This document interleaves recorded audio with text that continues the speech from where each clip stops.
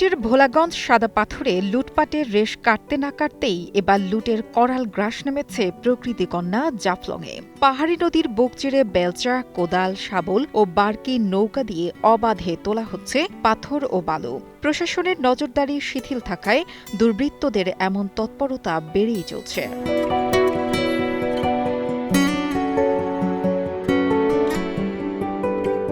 দিনের পর দিন নির্বিচারে পাথর লুটপাটের ফলে হুমকির মুখে পড়ছে জাফলংয়ের প্রাকৃতিক সৌন্দর্য ও জীববৈচিত্র্য।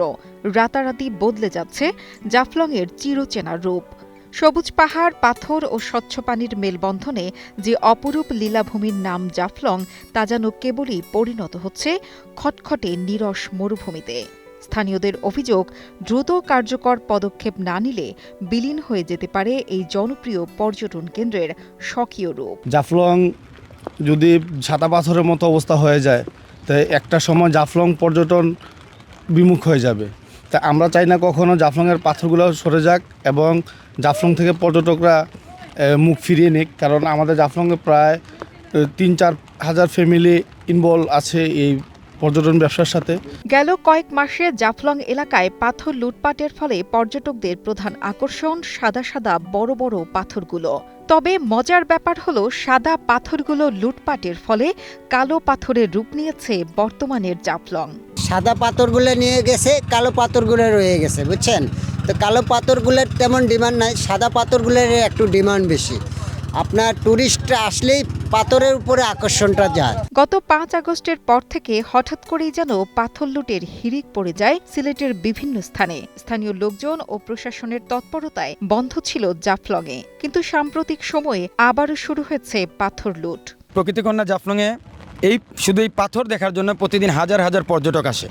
৫ তারিখের পরে এখানে প্রচুর পরিমাণ লুটপাট হয় এবং পরবর্তী সময়ে প্রশাসন এবং স্থানীয়দের সহযোগিতায় লুটপাটটা বন্ধ ছিল, কিন্তু সম্প্রতি সময়ে আবারও এই জাফলং 0 পয়েন্ট থেকে পাথর লুটপাট শুরু হয়েছে।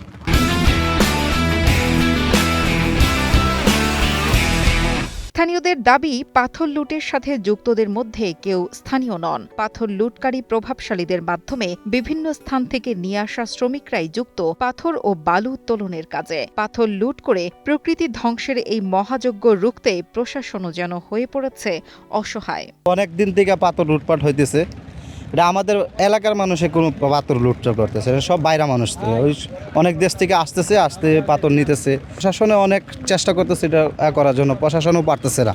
এই বাইরে মানুষের জন্য অনেক প্রশাসন এটার জন্য অনেক কিছু হইতেছে, প্রশাসনের রাইতের দিনে জায়গায় ডিউটি করতেছে, পারতেছে না। তাও পাহাড়ি ঝর্ণা, সবুজ পাহাড় আর নদীর বুক জুড়ে ছড়িয়ে থাকা পাথরের সৌন্দর্য, যা দেখতে দূর দূরান্ত থেকে ছুটে আসেন হাজারো পর্যটক। সাদা পাথরের লুটপাটের চিত্র দেখে হতাশ পর্যটকেরা। জাফলংয়ের সৌন্দর্য দেখতে আসা পর্যটকরা শুধু হতাশই নন, বরং ক্ষুব্ধ।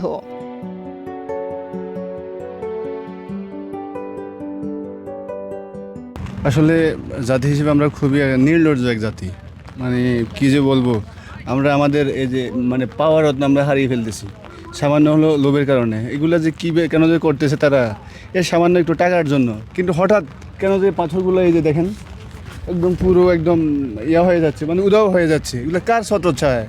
প্রশাসন কেন যে নির্বাক বুঝতেছি না। ওহ, আমরা কী বলে যে মানে প্রশাসনকে যে আমরা মানে হুঁশ করব, এরা যে বেহুশ অবস্থা আর কতদিন থাকবে? অবৈধ পাথর উত্তোলন বন্ধ না হলে হারিয়ে যাবে এই অঞ্চলের প্রাকৃতিক ঐতিহ্য।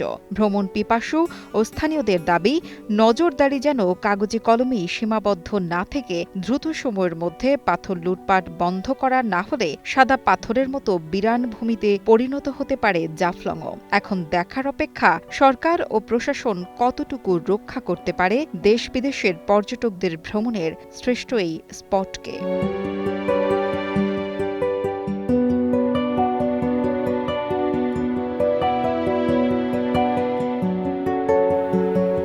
নুসরাত জাহান কলি, কালের কণ্ঠ।